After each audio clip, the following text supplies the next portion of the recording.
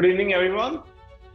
So I'm Dr. Mrinal Pahwa. I'm working as a consultant at Sir Gangaram Hospital in Department of Urology and Renal Transplant Surgery in New Delhi. So I'll be speaking on behalf of Conceptual Surgery on Friday, and the topic for our session is why to opt for urology for super specialty after doing MS or DNB in general surgery in a neat super specialty counseling, which is going to happen in next coming 2-3 weeks. So, talking about urology, I would just like you to know that I'll be speaking on why urology is considered as almost a perfect branch after as super specialty after general surgery.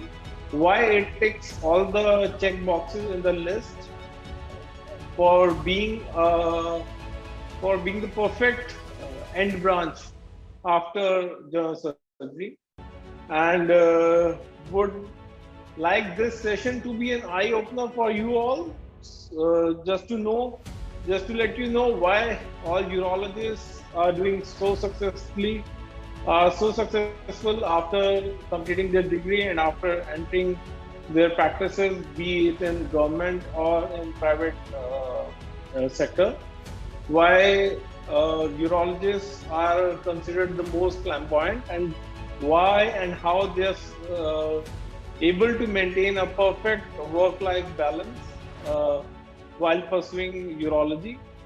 So all in all, it's going to be a very interesting session, and I'm sure it will open your eyes and orient you better towards urology, and so that you can make a well-informed and a balanced decision as to if urology is the branch for you, because having been more than 10 years in urology, I think urology is such a branch that it caters to people of all taste and all personality, as a surgeon.